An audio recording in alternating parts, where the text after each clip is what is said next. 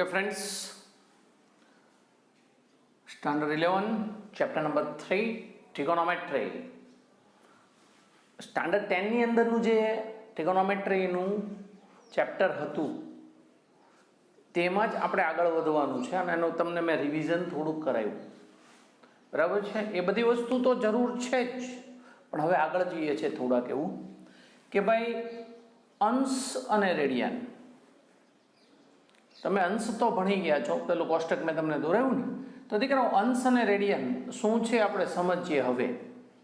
કે ભાઈ આપણે ખૂણો દોરવો હોય તો બે કિરણની જરૂર પડે, એક આ કિરણ છે, એક બીજું કિરણ છે. આ બે વચ્ચેનો જે ખૂણો છે એને ખૂણો કહેવાય. એવી રીતે આ પણ બની શકે. અને પ્રારંભિક ભુજા, અંત્ય ભુજા, જે શરૂઆત થાય તે ભુજા અને પ્રારંભિક ભુજા, ને જે પૂરો થાય તેને અંત્ય ભુજા. આને શિરોબિંદુ કહેવાય, વર્ટેક્સ.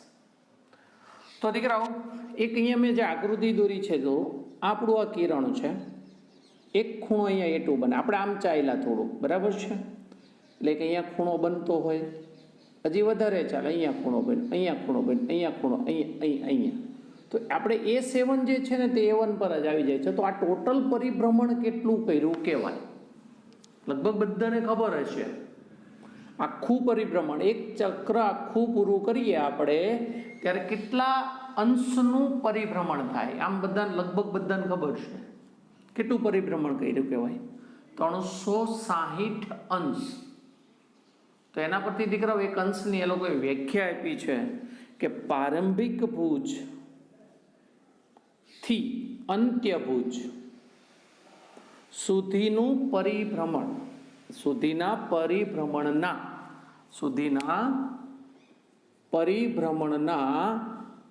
1/360. એ તો સીધી ખબર પડે દીકરાઓ. અહીંથી આટલું આપણે પરિભ્રમણ કર્યું તો ટોટલ 360 છે. એના 360માં ભાગનું હોય તો તેને તે ખૂણાના માપને શું કહેવામાં આવે છે? એક અંશ માપ. તો સીધી ખબર પડે દીકરાઓ, આખું પરિભ્રમણ 360 અંશનું હોય એના 1/360માં ભાગને શું કહેવામાં આવે છે? એક અંશ. એને દર્શાવવામાં આવે છે એકની ઉપર મીંડું, આપણે ખબર જ છે. પણ દીકરાઓ એક અંશ એટલે 60 મિનિટ. મિનિટને એ લોકો એક લીટા વડે દર્શાવવામાં, ઉપર એક લીટો એટલે મિનિટ દર્શાવે, અને 1 મિનિટ એટલે 60 સેકન્ડ. સેકન્ડને બે લીટા વડે દર્શાવે. તો દીકરાઓ એક અંશ બરાબર કેટલા સેકન્ડ થશે? 3600 સેકન્ડ થશે કે નહીં? બરાબર છે દીકરાઓ. એકમ વર્તુળ. આ જે એકમ વર્તુળ છે ને એની વ્યાખ્યા જોઈ લઈએ કે જે વર્તુળનું કેન્દ્ર ઉગમ બિંદુ હોય તથા ત્રિજ્યા 1 એકમ. આ 1 એકમનો મતલબ દીકરાઓ 1 સેન્ટીમીટર હોય, 1 મીટર હોય, 1 કિલોમીટર હોય, 1 ઇંચ હોય, કંઈ પણ ચાલે. પણ વસ્તુ છે, આ વર્તુળ દોર્યું છે એની ત્રિજ્યા 1 એકમ છે. સર આ રેડિયન શું છે? દીકરાઓ રેડિયન એટલે બીજું કંઈ નથી, અંશનું વાસ્તવિક સંખ્યામાં રૂપાંતરણ, એને રેડિયન કહેવાય. આપણે બધાને ખબર છે, આપણે કોઈ પણ દુકાને જઈએ, આપણે એમ કે 1 લીટર ઘી આપો અને 1 કિલો ખાંડ આપો, તો તમે બેનું ભેગું થઈને કુલ વજન શું લખો? કેટલું વજન ખરીદ્યું? 2 લીટર કે 2 કિલો? નહીં, તમારે લીટરને કિલોમાં ફેરવવું પડશે કે કિલોને લીટરમાં ફેરવી નાખવું પડશે, પછી બેનો સરવાળો થશે. એવી જ વાર્તા દીકરાઓ અહીંયા છે કે અંશનું રેડિયન માપ.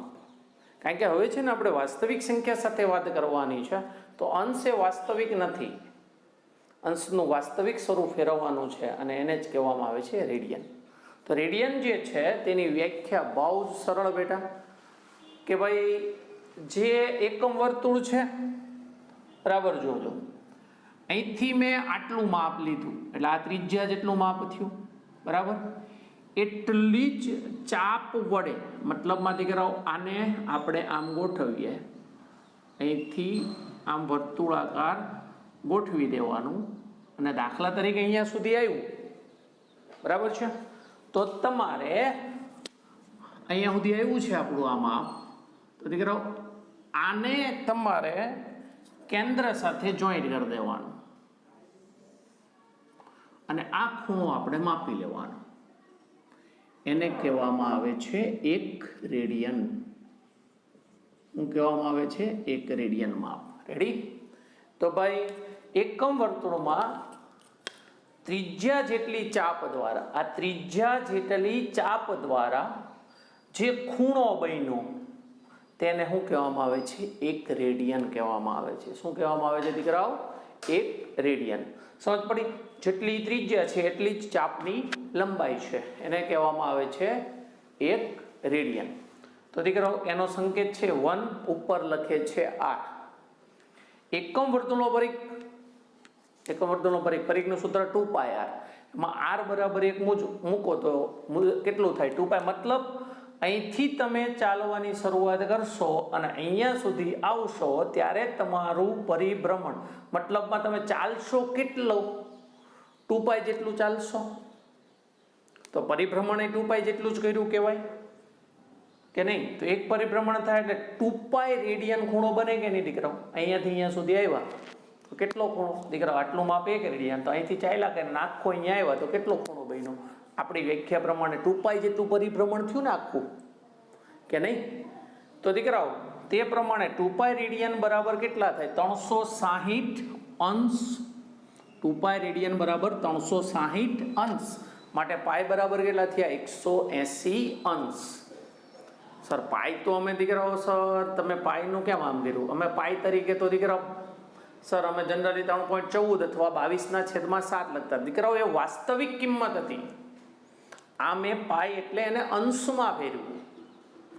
અંશ અને વાસ્તવિક વચ્ચેનું રિલેશન થઈ ગયું. પાઈ એટલે 180 અંશ. પાઈ રેડિયન છે. તો દીકરાઓ 1 રેડિયન, આ પાઈને નીચે જવા દીધી તો 1 રેડિયન બરાબર 180 અંશના છેદમાં પાઈ. એનો તમે ભાગાકાર કરો ને કે પાઈ બરાબર 22/7 મૂકો ને એટલે 57 અંશ અને 16 મિનિટ આવે.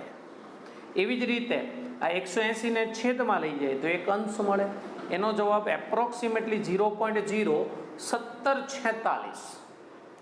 1 અંશ બરાબર 0.01746 રેડિયન. બરાબર છે? જ્યાં પાઈની કિંમત બી 22/7 જ મૂકવાની છે. એટલે આપણે જો સૂત્ર યાદ રાખવાનું કે રેડિયનનું અંશમાં ફેરવવું હોય તો જે અંશમાં આપ્યું એને કેટલા વડે ગુણવાનું? π/180 વડે. અને અંશને જો રેડિયનમાં ફેરવવાનું હોય તો એને કેટલા વડે ગુણવાનું? 180/π. બરાબર? આ યાદ રહેશે. એટલે રેડિયન એટલે શું અને અંશમાપ એટલે શું? ક્લિયર? આપણે જે અહીંયા ક્વેશ્ચનો ગણાવીશું ને તે સ્વાધ્યાયના દાખલા જેવા દાખલા હશે. સ્વાધ્યાયના દાખલા હશે નહીં. હા, અમુક દાખલાઓ જે સ્વાધ્યાયના હશે તે જ ગણાવીશ, પણ મેજોરિટી મેક્સિમમ દાખલાઓ હું સ્વાધ્યાય જેવા ગણાવીશ. તમારે એ જે દાખલાઓ ચાલે તે દરેક દાખલાઓ ચોપડીમાંથી પ્રેક્ટિસ માટે ગણવાના ખાસ. રેડી? એટલે ચોપડી જેવા દાખલાઓ ગણાવું છું, ચોપડીના દાખલાઓ જનરલી ગણાવવાનો નથી. ઓકે? તો આપણે 1 અંશ એટલે 180/π, 0.01714 રેડિયન, અને 1 રેડિયન એટલે π/180, 57 અંશ અને 16 મિનિટ. હવે દીકરાઓ આપણે સ્વાધ્યાય 3.1નો જે પહેલો અને બીજો દાખલો છે એમાં એવું કીધું છે કે અંશનું રેડિયનમાં ફેરવો અને રેડિયનનું અંશમાં ફેરવો. તો દીકરાઓ પહેલું આપ્યું છે 35 અંશ. તો 35 અંશને રેડિયનમાં ફેરવવું હોય તો રેડિયનને કેટલા વડે ગુણવું? અંશને કેટલા વડે ગુણવું પડે? 180 ગુણ્યા 35 અંશ. એ શેમાં ફરી જશે? રેડિયનમાં ફરી જશે. રેડી? હવે દીકરા હવે કાંઈ ભાગ ઉઠતો નથી એટલે 7π/36. હવે દીકરાઓ આને છે ને કોઈ સંકેત આર કે એવું કાંઈ લખાતું નથી. એટલે 35 અંશ એટલે 7π/36 રેડિયન. હવે દીકરાઓ આ લોકો રેડિયન દર વખતે લખતા નથી, એ લોકો ખાલી આવું લખી દે છે 35 અંશ બરાબર 7π/36. અંશને રેડિયનમાં ફેરવું. બીજો દાખલો જોઈએ. -42 અંશ અને 20 મિનિટ. -42 અંશ અને 20 મિનિટ. દીકરાઓ માઇનસને તો બારો જ રાખવાનો. આ 42 વત્તા 20/60 અંશ. કેમ આવું થયું દીકરાઓ? આ મિનિટને શેમાં ફેરવી નાખ્યું? અંશમાં. અને બેયનો શું કરી દીધો? સરવાળો. આ 0 કેન્સલ થઈ ગયો. 2 તેરી 6. કેટલા થયા? -6 -12 + 1/3 અંશ માઇનસ. બોલો દીકરાઓ કેટલા થશે? 127/3 અંશ. આને હવે રેડિયનમાં ફેરવવું હોય એટલે આપણું કામ કયું? એક જ કયું? બરાબર -127/3 × π/180. રેડી? હવે તમે જોઈ શકો જો ભાગ ઉડતો હોય તો ઉડાડો, નહીં તો જે છે તે 7 8 9 ને 10 180 127 કઈ ભાગ ઉડતો નથી તો -127 π/540 રેડિયન. રેડી બેટા? કશે ભાગ ઉડતો નથી, ચેક કરી લો. રેડી? આ આપણો જવાબ. આ શેનું શેમાં ફેરવાય છે? અંશનું રેડિયનમાં. હવે જુઓ તો અંશ આપ્યો છે, મિનિટ આપી છે, સેકન્ડ આપી છે. તો દીકરા પહેલા તો આપણે બધાને અંશમાં ફેરવવાનું. તો અંશમાં ફેરવવા માટે તમારે શું કરવાનું? 40 + 20/60 + 30/3600. સમજ પડે તો જ આ પાડજો. એટલા અંશ. આનું શેમાં થાય? અંશમાં રૂપાંતરણ. એટલે 3600 થશે.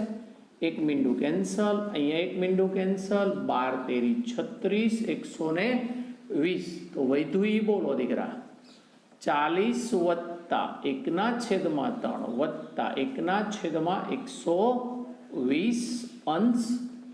હવે આપણે લસા લઈ લો. 12 × 48 480 વત્તા અહીંયા કેટલો લસા આવશે?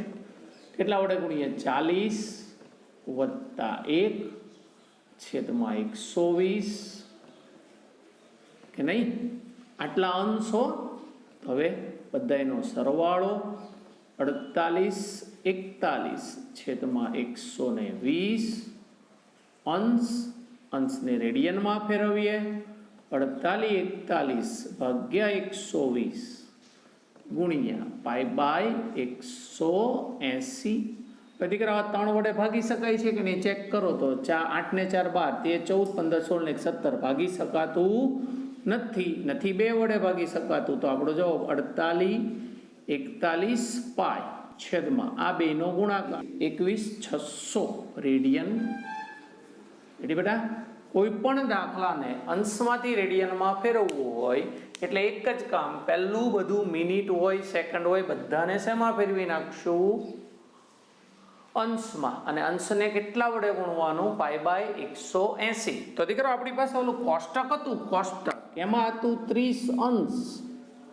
તો કેટલા થાય? 30 × π/180. તો π/6 એટલે 30 અંશ બરાબર π/6 રેડિયન. 45 અંશ હતું તો 45 × π/180.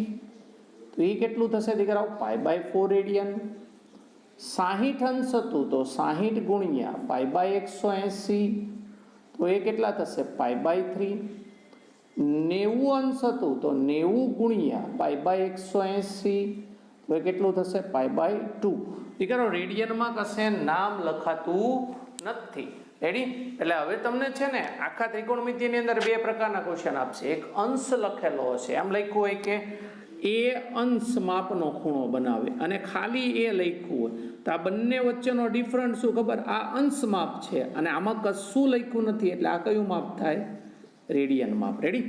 હવે આપણે ક્યાંય રેડિયન લખશું નહીં. દીકરાઓ અંશનું રેડિયનમાં ફેરવું. હવે ફેરવીએ છીએ રેડિયનનું અંશમાં. રેડિયનનું અંશમાં ફેરવવાનું એટલે મતલબમાં શું? કેટલા વડે ગુણવાનું? 180/π. અને પાઈ તરીકે મૂકી દેવાના 22/7. હવે દીકરાઓ થોડીક આની ગણતરી મુશ્કેલ છે, પણ કેલ્ક્યુલેટર લઈને બેસશું ને એટલે ફટાફટ થઈ જશે. હું શીખવાડું તમને. 4 રેડિયન છે તો 4 અંશ ગુણ્યા 180 છેદમાં પાય એટલે રેડિયન થઈ રેડિયનનું અંશમાં ફરી ગયું. હવે 4 ગુણ્યા આ 180 એમનેમ 22 છેદમાં 7 1 1 2 દુ 4 11 દુ 22 અને આ બેનો ગુણાકાર કેટલા આવ્યા 1260. કેલ્ક્યુલેટરમાં કરી નાખવાનું. આ બેનો ગુણાકાર 2520 ભાગ્યા 11. આપણે મિશ્ર પૂર્ણાંકમાં ફેરવતા હતા ને તેવી રીતે આ ફેરવવાનું, ભાગાકાર કરવાનું. કેલ્ક્યુલેટરમાં થઈ જશે, જોજો જરાક.